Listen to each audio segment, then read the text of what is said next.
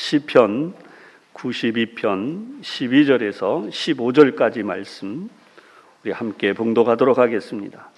제가 가진 성경은 구약성경 871면입니다.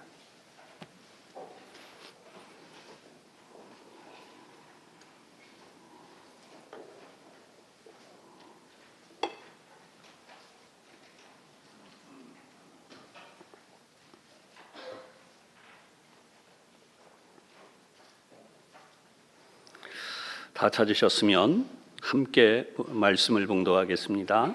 시편 92편 12절에서 15절입니다. 시작. 의인은 종려나무같이 번성하며 레바논의 백향목같이 성장하리로다. 이는 여호와의 집에 심겼으며 우리의 하나님의 뜰 안에서 번성하리로다.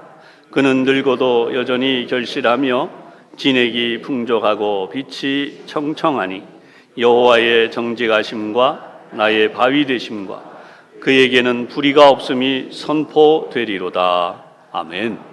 이 말씀이 먼저 큰 은혜가 되시기를 바랍니다.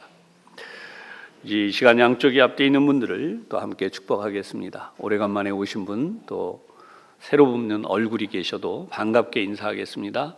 하나님 은혜가 충만하시기 바랍니다. 네, 알겠습니다. 우리가 반가워하면 서로 반가워지고요, 서먹해하면 또 서먹할 수밖에 없죠. 한 가지 더 부탁이 있는데요, 우리 교우들 중에 좀 더워하시는 분들이 계세요. 특히 2층이 많이 덥습니다. 근데 지금 에어컨을 틀 수가 없어요. 아시겠지만 너무 일러서 아래층에는 에어컨 틀면 추워하시는 분이 계시니까 가능하시면 위층에서 좀 더운 분들은 아래층에 공간이 많이 있습니다. 내려오셔서 시원하게 예배를 드리시면 좋겠습니다. 협조를 해주시기를 바라면서 오늘 말씀의 제목, 하나님께서 채우시는 것이라는 제목으로 잠시 은혜를 나누도록 하겠습니다. 우리 하나님은 우리에게 어떤 것을 채우실까요? 우리는 채운다고, 채워진다고 하는 부분에 대한 참 기대감이 있습니다. 뭐든지 모자라는 세대죠. 지금 이 세상은 모자라고 어렵고 힘들고 이상하죠? 우리는 넉넉한 것 같은데 거꾸로 오히려 모자라고 또 힘들고 어려운 부분들이 있다는 것이죠. 그런 의미에서 오늘의 말씀 한 절 한 절은 너무나 소중한 말씀이고, 정말 이대로만 된다면 우리가 얼마나 행복할까라는 생각을 기대하게 되는 그런 말씀입니다. 이 말씀이 우리에게 주어진 것에 대하여서 잠시 설명을 드려보면, 이 150편의 시편 중에서 오늘의 시편, 바로 이 시편 92편은 유일하게 표제어가 안식일에 드리는 찬양, 그래서 안식일의 찬송시라고 하는 제목을 가지고 있습니다. 이 제목을 보면서 저는 오늘 간단하게 세 가지를 먼저 말씀드리려고 하는데요. 하나는 간구의 의미가 있다는 것입니다. 우리 모두는 마음속에 간절한 소원이 있어요. 하나님이 주신 것이죠. 그래서 저나 여러분이나 모두가 마음의 소원을 가지고 하나님을 예배하게 되는 것입니다. 두 번째는 찬송의 의미가 있습니다. 여러분, 우리가 기도하신 우리 장로님도 그런 기도를 하셨지만은 우리 마음과 입술은 생각지도 않은 원망, 불평, 비방 이런 것을 할 때가 있어요. 근데 이런 것을 하지 않으려면 어떻게 해야 될까요? 우리가 하나님을 늘 찬송하는, 찬양하는 입술이 되고 그러한 마음으로 살아야 된다는 것이에요. 그래서 여러분, 이런 의미가 있고요. 이제 또 하나 마지막으로 선포의 의미가 있습니다. 여러분, 이 시편의 내용은 하나님께서 우리에게 이렇게 해 주신다라고 하는 선포인데요.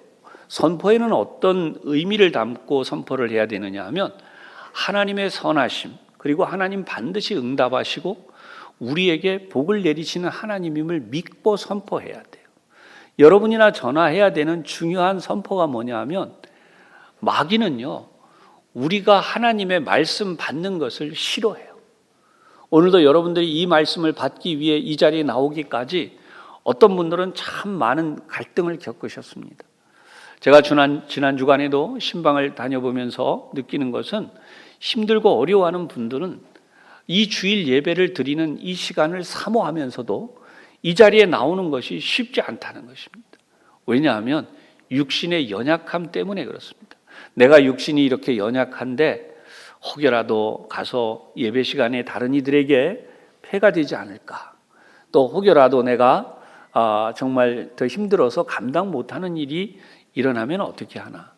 여러분, 오늘도 말씀을 듣는 우리가 확신을 가져야 되는 것이 있습니다.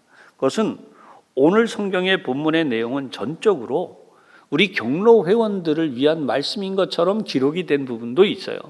그런데 이렇게 되어진 말씀을 보면 우리는 이렇게 하나님의 복을 받겠구나. 오늘 말씀을 들으면서 여러분 마음속에 그런 위로와 기쁨이 가득하시기를 주님의 이름으로 축원합니다. 오늘 성경은 안식일에 드리는 찬송시라 그랬습니다. 이 안식일의 의미를 우리가 먼저 생각을 한 다음 이 본문의 내용들을 잠시 깊이 생각해 보겠습니다. 안식일은 언제부터 시작이 되었을까? 여러분 어떻습니까? 안식일은 언제부터 시작이 되었을까? 물론 이스라엘 민족이 출애굽을 하고 그리고 이스라엘 민족이 십계명을 받아들였을 때부터 안식일이 시작이 되었어요. 하지만 이 성경적 의미의 안식일은 그때가 아니라 창세기를 보면 하나님이 이 세상을 창조하셨을 때부터 시작이 된 것입니다. 아멘. 이 세상을 하나님이 창조하셨을 때부터 시작되었다.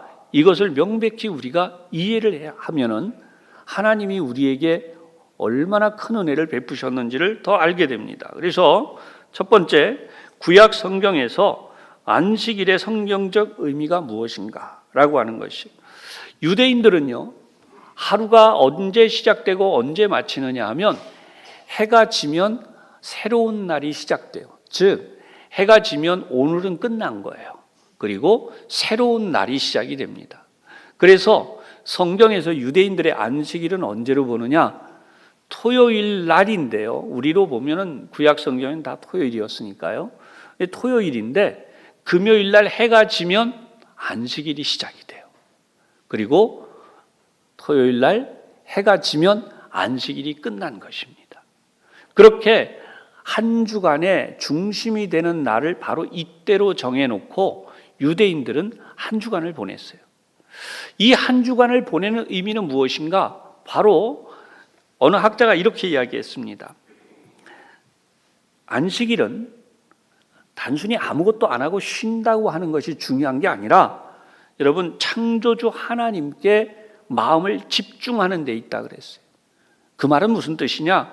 하나님의 창조하신 계획에 따라서 내가 살아가는데 하나님의 창조 계획이 나의 삶에 이루어지도록 하는 것이 물론 한 주간 내내 이루어지지만 안식일에 하나님 앞에 나와 안식을 누릴 때 일어나는 영적이며 육적인 일이 된다는 거예요. 이것을 이분은 리듬 안에서 하나님의 리듬 안에서 살아간다고 그랬습니다. 여러분 우리는 모두가 다 한 주간을 보내는데 여러분 모두 지나가는 주간 돌아가 보면 기쁜 일도 있고 슬픈 일도 있고 또 아찔한 순간들도 있고 정말 감격스러운 시간들도 있고 다양한 순간들이 있습니다. 그런데 이러한 순간들을 일일이 돌아본다면 우리에게 어떤 의미로 다가와야 되느냐 하면 하나님께서 함께 하셨다는 의미로 다가와야 돼요. 유대인들은 이렇게 하루를 계산할 때에 해가 지고 해가 뜨고 하는 부분에서 우리와는 다른 개념을 가지고 있었어요. 그래서 해가 졌을 때 이미 시작돼요. 우리는 해가 뜰 때 하루가 시작하지만 유대인들은 이미 해가 질 때도 그 날이 새로운 날이 시작이기 때문에 하나님이 밤사이에도 우리와 함께 하시는 은혜를 경험하는 그런 마음의 깊은 안식, 쉼이 있는 것이죠. 제가 이렇게 여러분들에게 인사를 드려볼 수도 있습니다. 여러분 지난밤은 잘 주무셨습니까? 아멘이 안 나오시는 것 같아요. 여러분 어떤 분들은요 밤새도록 잠을 자려고 그렇게 애를 쓰는데 잠이 안 온대요. 물론 여러 가지 이유가 있습니다. 연세가 드셔서 일어나는 일도 있고 건강상의 문제가 있어서 그런 분도 있고 또 염려와 근심이 많아서 걱정거리 때문에 그런 분들도 있고 다양하죠. 그런데 여러분 이상하죠. 왜 예배 시간에는 졸음이 올까? 그래서 어떤 분들은 예배 시간에 가만히 앉아 있으면 잠이 오는데, 그래서 이것을 밤에 좀 잘 자면 어떨까? 그런 의미에서 제가 오늘 이렇게 말씀을 드립니다. 여러분, 오늘 이 예배를 통해서 여러분의 염려와 근심, 걱정을 하나님께 모두 맡겨드리시기를 바랍니다. 여러분들이 마음의 걱정, 근심을 오늘 도로 가지고 가면 안 돼요. 그리고 오늘 하나님 앞에 건강의 문제도 말씀을 드리세요. 심지어 잠을 못 자는 불면증도 말씀을 드리세요. 안식이라고 하는 것은 하나님이 주신다라고 하는 것이 구약 성경의 중요한 개념입니다. 그러니 여러분, 안식의 개념을 오해하지 마시고 하나님이 주시는 것임을 분명히 알고, 창조 사역을 6일간 하셨는데 제7일에는 안식하여 쉬셨다. 하나님이 쉬셨는데 우리가 못 쉴 일이 없습니다. 할렐루야. 하나님이 쉬셨기 때문에 우리가 쉴 수 있는 것입니다. 여러분, 진정한 쉼을 하나님 안에서 누릴 수 있기를 주님의 이름으로 축원합니다. 또 하나가 우리 구약 성경에 안식의 개념이 있는데요, 그것은 뭐냐면 엿새 동안에 나가서 열심히 양식을 거두었다는 것입니다. 엿새 동안에 수고하는 일들, 그리고 제7일에는 나갔더니 양식이 없어요. 허탕입니다. 여러분, 이 개념이 너무나 중요해요. 어떻게 안식을 누리고 어떻게 하나님의 복을 받는가? 여러분, 이스라엘 민족에게 하나님이 광야에서 양식을 비같이 내려서 매일매일 양식을 거두게 하셨어요. 이스라엘 민족이 광야에서 한 일주일 정도 살았다 그러면 적당히 보따리 싸가지고 캠핑했으면 되겠지만 절대로 그렇지 않아요. 40년간을 살았다는 거예요. 40년간을 얼마나 힘들게 살았나, 여러분 이걸 아셔야 돼요. 40년간을 그들은 먹을 것이 없는 광야에서 살았어요. 그런데 하나님이 6일 동안 하늘에서 양식을 피같이 내려주셨습니다. 여러분, 이 개념은 오늘 우리 시대에도 통합니다. 아무리 이 시대가 풍족하고 살기 좋은 시대라지만 여러분, 문 밖만 나가보면 우리 모두 다 알잖아요. 다 넉넉하고 좋다, 풍족하다라는 사람보다는 없다, 모자라다, 힘들다라고 하는 이들이 너무나 많습니다. 어느 정도 재산을 가진 분들도 반대로 이번에는 마음에 여유가 없어요. 삶에 여유가 없어졌어요. 아니, 물질을 가지면 충분할 텐데 왜 그렇게 될까? 여러분, 물질을 가지고도 우리는 해결하지 못하는 것이 우리 인생의 외로움이요, 또 우리 인생이라고 가지고 있는 본연의 문제가 있습니다. 그것은 고독입니다. 아무리 옆에 많은 사람들이 있어도 내 힘으로 이것을 해결해 볼 수가 없습니다. 하나님이 함께하여 주셔서 나에게 진정한 안식과 쉼을 주셔야만 이러한 하나님의 은혜와 복을 받음을 분명히 기억하시기를 바랍니다. 하나님은 우리에게 너무나 많은 것을 주셨는데 우리들이 이런 것들을 기억하지 못하는 것은 제7일에 대한 개념이 서질 않아서예요. 구약 성경에는 금요일에는 갑절을 주셨습니다. 그동안 거두던 것에 갑절을 거두게 하셨어요. 많이 거둔 자도 남음이 없고 적게 거둔 자도 모자람이 없더라. 이것이 구약 성경에 이 양식을 거두었던 규칙입니다. 마찬가지로 우리들도 지금도 살아가는데 하나님께서 우리에게 주신 것들은 그와 같은 개념이 존재해요. 우리는 안식일에 장사도 하고, 그렇죠? 요즘 성일, 주일로 옮겨왔지만 장사도 하고, 직장을 다니는 분들, 셀러리맨들은 또 출근하는 분들도 없지 않아 있습니다. 그렇지만 하나님의 세우신 법칙은 정확합니다. 사람이 아무리 이렇게 바꿔보고 저렇게 노력을 해도 하나님의 세우신 법칙은 정확해요. 그래서 제7일에는 반드시 쉬어야 되는 개념이 우리 모두에게 성경적으로 창조적 원리로 주어진 것이라는 거예요. 농경사회에서는요, 농사를 지을 때 소와 같은, 나귀와 같은 것들이 아주 절대적으로 필요한 것이죠.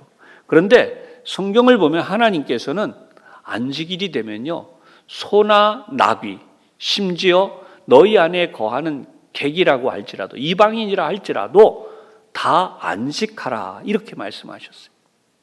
여러분, 농경사회에서 우리가 잘 알지만 일주일 쉬지 않고 팔요일처럼 계속해서 이 소나 나귀를 굴리면요, 소나 나귀도 얼마 못 가서 병납니다. 이 무슨 뜻이겠어요? 하나님이 우리에게 주신 인생의 삶도 우리 몸이 건강 장수하도록 만들어 주신 몸인데, 건강 장수가 아니라 우리가 무너지는 삶을 살 수밖에 없다는 거예요.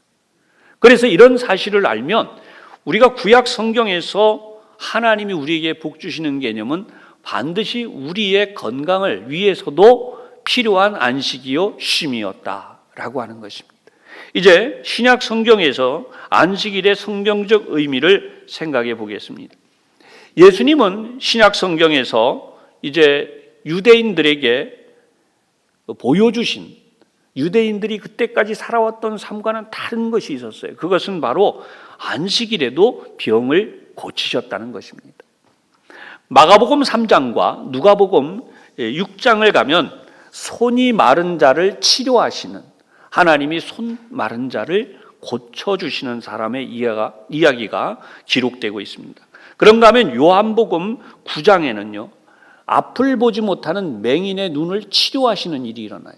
그런데 이 일들이 전부 다 안식일에 이루어졌어요. 유대인들은요, 특히 유대 지도자들은 병을 고치는 일은 치료의 행위로 보았기 때문에 이것은 일이다 라고 결론을 내렸어요. 그래서 예수님을 핍박하고 박해합니다. 왜? 무엇 때문에? 다른 날 다 놔두고 안식일에 와가지고 이렇게 병을 고치느냐. 특별히 요한복음 5장을 가면요, 우리가 가장 기적 중에 기적으로 볼 수 있는 무려 38년이나 된 병자가 있었어요. 누워서 꼼짝을 못해요. 누가 나를 좀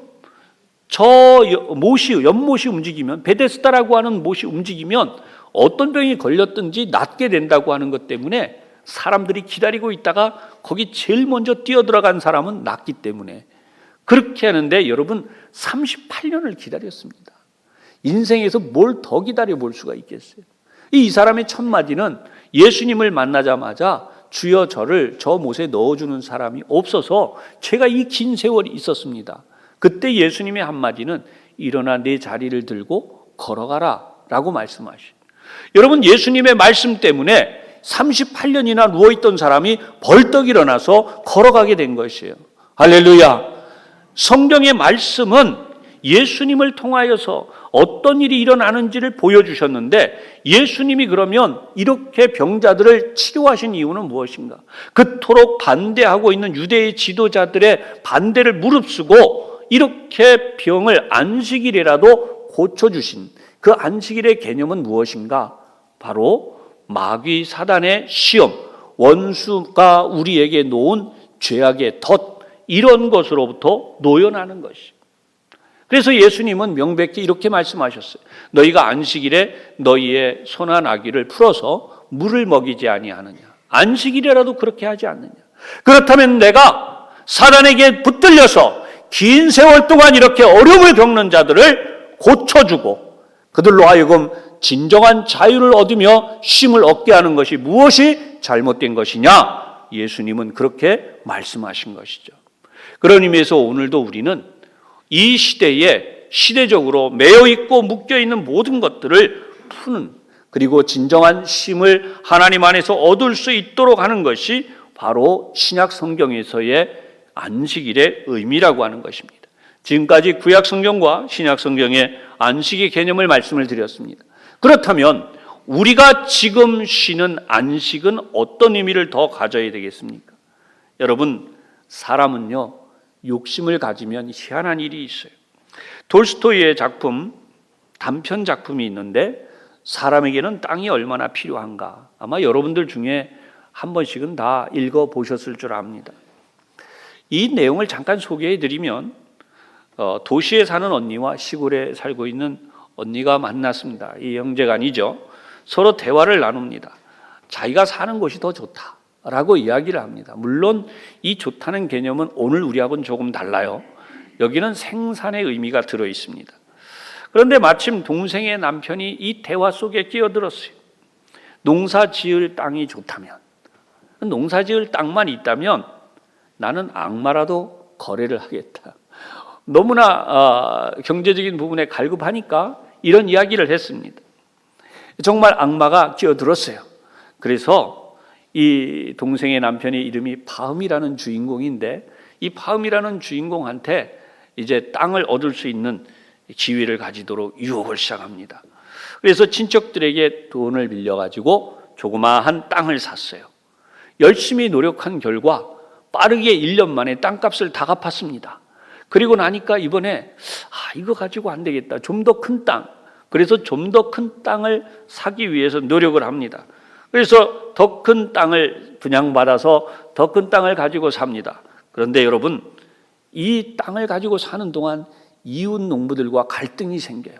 그러자 마음속에 이런 생각을 합니다. 내가 고작 이거 가지고 살면 되겠나? 더 큰 땅을 사야지.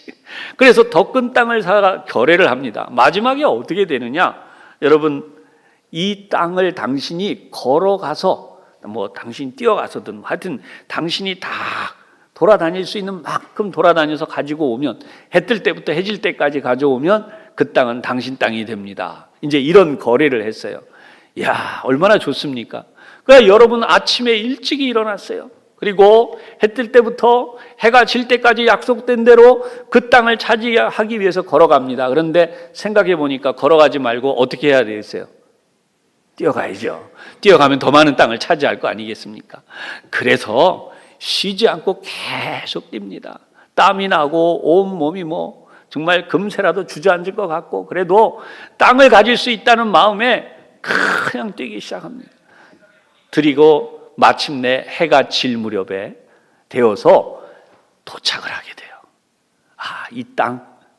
그래서 이 땅에 딱 도착을 했는데요. 여러분, 그 땅에 도착한 다음에 너무나 피곤하고 힘들어서 쓰러졌는데 피를 토하고 숨을 거두고 말았어요. 그 결과 차지할 수 있는 땅이 얼마냐? 한 평도 안 되는 땅을 차지하고 그 생애가 끝났어요. 불과 2m 정도를 파고 거기 이 파음이라는 사람을 묻고 끝난 것입니다. 이 단편이지만 이렇게 유명한 톨스토이의 작품을 통해서 우리가 돌아볼 수 있는 것은 인간의 욕심은 끝이 없다는 것입니다. 이걸 누가 절제시킬 수 있어요? 하나님이.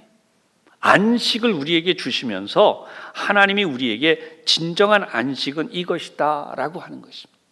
신약성경 디모데전서 6장 10절을 보면 고린도 교회에서 목회를 했던 디모데를 향해서 교훈한 내용이, 돈을 사랑함이 일만하게 뿌리가 되는데 이것을 탐내고 있는 자들이 마음의 미혹을 받음으로 믿음에서 떠나게 되고, 그리고 많은 근심거리를 쌓음으로 그 근심거리가 자기를 찌르게 된다. 여러분, 오늘도 이 세상에서 우리는 하나님이 어떻게 우리에게 안식일의 의미를 주시는가, 그래서 현대 사회에서의 안식일의 성경적 의미를 한번 생각을 해 보겠습니다. 지난 금요일에도 제가 금요기도 때 잠깐 말씀을 드렸지만, 우리 관광지를 가보면 이런 데가 있어요. 지나갈 때 돌을 얹고 지나가면 소원이 이루어진다. 그래서 가서 돌을 얹어놓고 지나갑니다. 그리고 또 어떤 경우에는 글을 써다고 옆에서 부축해요. 뭘 좀 이렇게 주면서 이런 걸 써서 거기다가 이렇게 걸어놓으면 당신의 소원이 이루어집니다. 이런 데가 있고요. 심지어 국내외를 막론하고 이 자물쇠, 아시죠? 자물통을 판매를 합니다. 그래서 쌍으로 팔아요. 그래서 이거를 걸어놓으면 당신 두 사람의 인연은 영원하다. 이렇게 유혹을 합니다. 그런데 재미난 일이 있어요. 그걸 누가 믿겠습니까? 그런데도 혹시나 하는 마음이 생겨가지고 아무리 이성적인 사람도 그걸 또 사서 걸어놔서, 여러분 그런 데를 가보면 자물통도 오래돼가지고 녹이 난 것부터 시작해서 이거는 환경 공해거리인데도 그냥 또 걸어놔요. 거기다가 또 걸고, 이거는 국내를 막론하고 이런 일들이 일어나요. 자, 여기서 한번 생각해 봅시다. 여러분 정말 거기다 그렇게 건다고 그게 100% 되는 겁니까? 그런데 그렇게 한단 말이죠. 반대로 이야기 한번 해볼게요. 저도 전도하지만 여러분들도 전도를 해보시겠지만, 예수 믿자고, 교회 나와서 신앙생활 하자고, 100% 하나님이 복을 주시는 거라고 아무리 이야기를 해도요, 이거는 안 믿는데, 이거는 잘 안 믿겠대요. 이거는 안 믿겠대. 나 교회 가는 거 별로다. 그런데, 그런데 가서 뭘 써서 붙이라고 또 하면은요, 그 사람이 너무 고마워서 고맙다고 또 그래가면서 받아서 써서 그걸 걸고 붙이고. 여러분, 이게 사람이에요. 이거 현대판 성황당이라 그랬습니다. 우리 어릴 때 성황당이 있었잖아요. 나무에다 새끼줄 묶어놓고 거기다 빨간 천, 노란 천, 파란 천 막 붙여가면서 그거 안 하면 무슨 일이 있는 거예요. 소원이 있으면 거 가서 빌었어요. 여러분, 이런 상황 속에 우리가 살고 있는데 아무리 발전해도 형태만 달라졌지 바로 그 현대판 성황당이 지금도 이루어지는 거죠. 왜 그렇습니까? 아무리 배우고 문명사회가 돼도요, 인간은 뭐가 있기 때문이에요? 원죄가 있기 때문이에요. 그 원죄는 하나님은 못 믿고 자기 생각은 믿는다는 거예요. 그래서 혹시나 되든 안 되든 깨림직하니까 그렇게라도 해보겠다는 것입니다. 여러분, 그런 의미에서 내 생각보다 하나님의 뜻을 믿는 우리 교우들이 되시기를 주님의 이름으로 축원합니다. 하나님의 뜻을 믿어야만 우리가 승리할 수 있는 거예요. 오늘 성경은 어떻게 깊은 의미를 담았는지 잠시 보십시다. 12절에 보면 종려나무같이, 누가요? 의인이. 의인은 하나님을 찾는 사람을 의인이라고 합니다. 성경에서 의인은 세상의 의하고 다른 것입니다. 물론 세상의 의와는 차원이 달라요. 세상의 의는 도둑질 안 하고 남 속이지 않고 나름대로 정직하게 살아가는 걸 의인이라고 말합니다. 그러나 성경은 그런 정도의 삶을 의인이라고 하지 않습니다. 진정한 의인은 하나님의 뜻을 따라 사는 사람을 의인이라고 하는 것으로 분명히 아시기를 바랍니다. 그래서 이 의인이야말로 어떻게 되는가? 성경에 정확히 나와 있어요. 12절. 종려나무같이 번성하며 레바논의 백향목같이 성장하리로다. 자, 종려나무도 나오고 레바논에 있는 백향목도 나와요. 종려나무에 대해서는 여러분들이 금방 알 수 있습니다. 요즘은 인터넷에 자료들이 풍성하니까. 제가 성지순례를 가서 본 곳은 여리고 성읍이에요. 여리고 성읍을 가서 보잖아요. 얼마나 많은 종려나무들이 있는지 몰라요. 그 종려나무를 보고 그 종려나무에서 나오는 열매를요, 대추야자라고 해요. 지금도 우리 교우들에게 꼭 한번 드시게 해보고 싶어요. 할 수만 있다면 여러분들이 꼭 맛을 보기를 원합니다. 말린 대추야자는 실크로드를 다니는 사람들이요, 하루에 그 1개에서 2개를 먹으면 하루를 버틸 수 있는 칼로리가 나올 만큼 아주 고칼로리예요. 정말 달고 맛있습니다. 그런데 이 칼로리 많은 것을 생산하고 있는 이 종려나무는 어떤 종류의 나무인가? 높이가 15m에서 30m까지 뻗어 올라가는. 그런데 높이 올라가는 것에 놀라지 마세요. 여러분, 이 나무가 가진 생명력에 놀라야 됩니다. 종려나무는 사막에 심겨지는데, 주로 사막에 있는데, 참 하나님의 창조의 역사는 오묘하셔서 이 종려나무들이 군락을 이룬 곳에는 반드시 물이 있어요. 우린 그것을 오아시스라고 부릅니다. 그러면 어떻게 돼서 그 사막에도 물이 존재할 정도로 이 나무의 역할이 큰가? 이제 놀라야 됩니다. 여러분, 종려나무는 그 뿌리를 뻗어나가는 길이가 보통 100m 이상을 뻗어나간다고 해요. 몇 메타요? 100m 이상을 뻗어나가. 이건 학자들이 조사한 거예요. 여러분, 이렇게 깊이 뿌리를 내리고 뻗어나가는 덕에 아무리 메말라도 그 많은 나무들이 군락을 이루고 있는 곳에는 물기가 모여드는 거예요. 할렐루야. 그래서 오아시스가 형성이 돼요. 사람이 살만해요. 지금도 이스라엘 땅에 가면 다른 데서는 물을 먹는 게 굉장히 물맛이 없어요. 제가 다녀온 결과로는. 그런데 여리고에 있는 이 지역에 가면 물맛이 그렇게 좋습니다. 바로 그 여리고 있는 근처에 엘리야의 샘이 있습니다.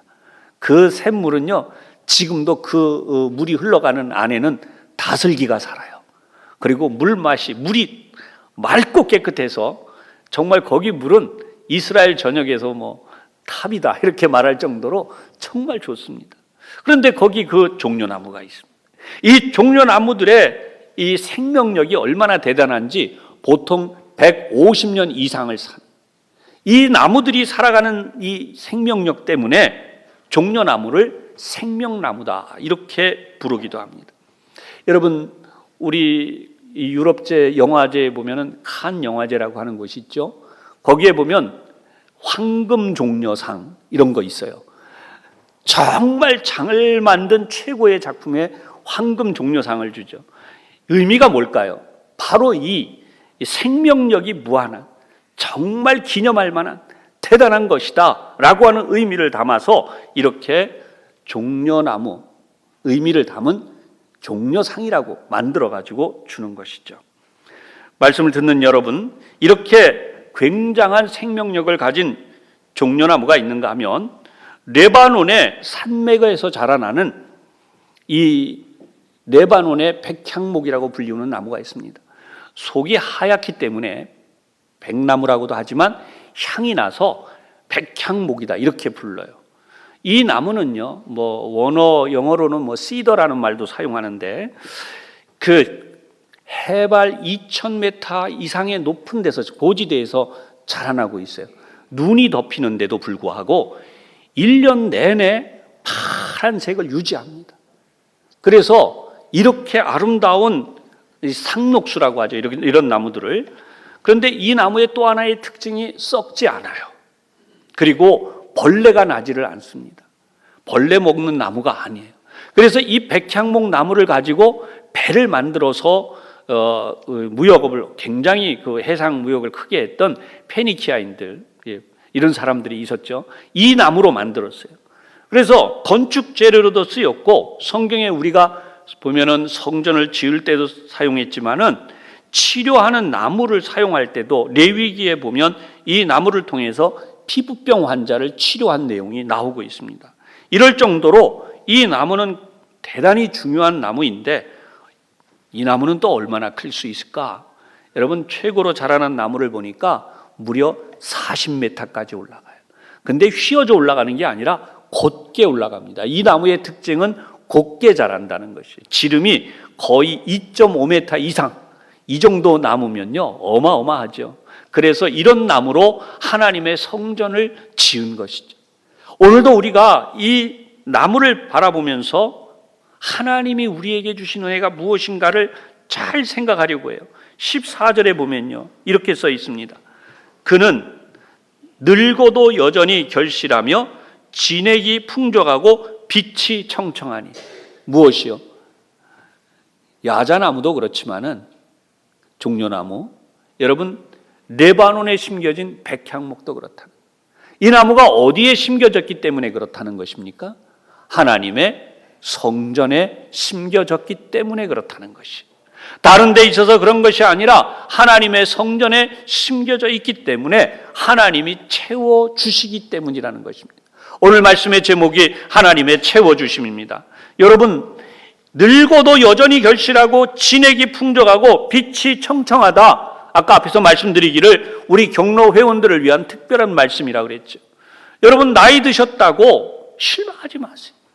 하나님이 함께 계시면 모세가 120까지 살았듯이 우리에게도 하나님의 그 복이 주어지는 줄로 분명히 믿으시기를 바랍니다. 우리가 지쳐서 살면 하루 종일 지쳐 살아요. 아유, 힘이 없어, 기운이 없어. 여러분, 그렇게 살면 그날은 그렇게 끝나요. 그 이튿날도 일어날 때 아유, 힘이 없어, 힘들어. 그러면 그 이튿날도 그렇게 끝나요. 그 다음 날도 그렇게 사시면 그렇게 끝나요. 여러분, 경로 회원들, 이 시간 이 말씀을 통해서 여러분들이 힘을 내시기를 주님의 이름으로 축원합니다.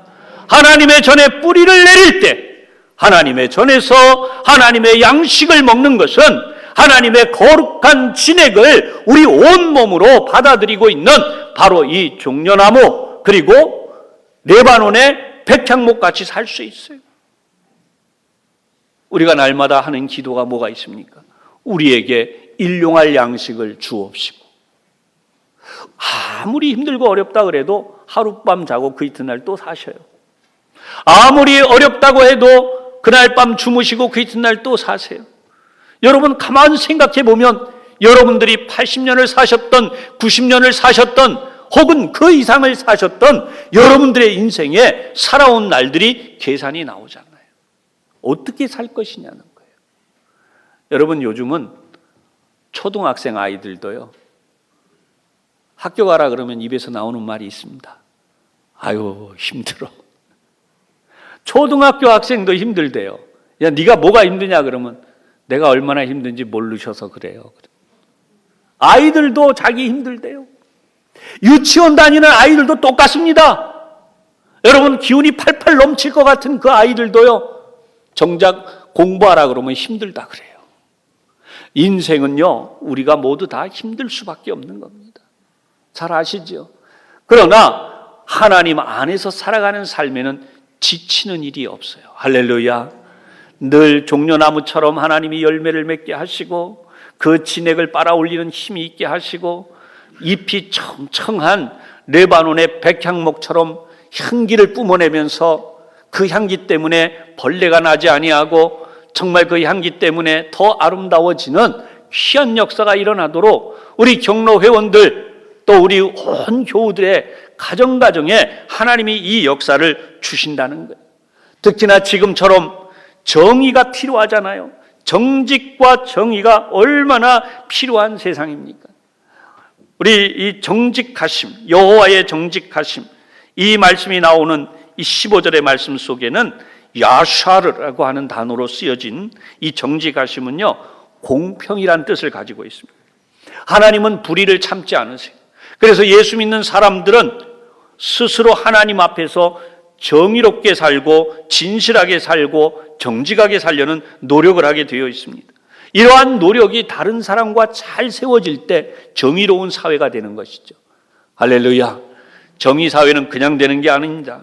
여러분들이 하나님의 복 주심을 믿고 살아갈 때, 하나님의 채워 주심을 믿으며 살아갈 때, 오늘도 우리가 하나님의 전에서 부어 주시는 은혜를 받으며 이 은혜를 가지고 이 사회 속에 나아갈 때 여러분의 가정에 이런 하나님의 심, 진정한 샬롬, 하나님의 채우시는 역사가 일어나고 한 개인도 채워주시고 여러분의 가정의 필요도 채워주시고 그리고 이 사회의 필요도 하나님이 채우실 때에 한 나라 국가의 채워주심까지 이어지면서 전 세계 가운데 영적으로 우뚝 선 하나님의 백성, 영적 이스라엘의 삶이 이 나라 대한민국에도 이루어짐을 믿으시기를 바랍니다. 우리 하나님의 은혜로 한 주간도 승리하시고 우리 다음 주에 다시 기쁨으로 만나 귀한 예배를 드릴 수 있는 모두가 되시기를 주님의 이름으로 축원합니다. 기도하겠습니다. 하나님 아버지, 나는 할 수 없다는 생각, 우리는 어렵다는 생각, 이 시대가 어려워서 되지 않는다는 생각이 우리를 붙들고 있습니다. 그러나 그것이 사망의 생각이요 마귀 사단이 우리를 무너뜨리는 것임을 압니다. 이 모든 마귀 사단의 시험을 물리칠 것은 우리의 의지만으로 되지 아니하고 우리의 노력만으로 되지 아니하고 오직 하나님이 복을 내려주실 때에 광야에서 40년을 살아도 하나님이 만나를 먹이심으로 그들이 오히려 풍성하여졌던 그 놀라운 역사가 우리들에게 이루어질 수 있음을 믿습니다. 사막과 황무지에 종려나무에 기적을 베푸심으로써 오아시스가 일어나고 풍성한 열매들이 그렇게 창창하게 열리며 또한 해발 2000m나 되는 높은 곳에서도 하나님의 역사하심으로 높은 나무들로 성장하는 백향목들을 보며 우리가 그와 같이 청청하여 하나님의 역사를 이루되 우리의 진액이 풍족하여 아름다운 열매의 결실 또한 맺으며 우리의 생을 기쁨과 감격으로 날마다 살아 하나님이 부르시는 마지막 날 우리의 생애 120세까지 하나님의 영광을 위해 살다가 하나님 품에 안기는 풍성하고도 아름다운 우리 경로 회원들이 다 되게 하여 주옵시며 우리 온 교우들이 하나님의 이 복을 받게 하여 주시옵소서. 예수님 이름으로 기도하옵나이다. 아멘.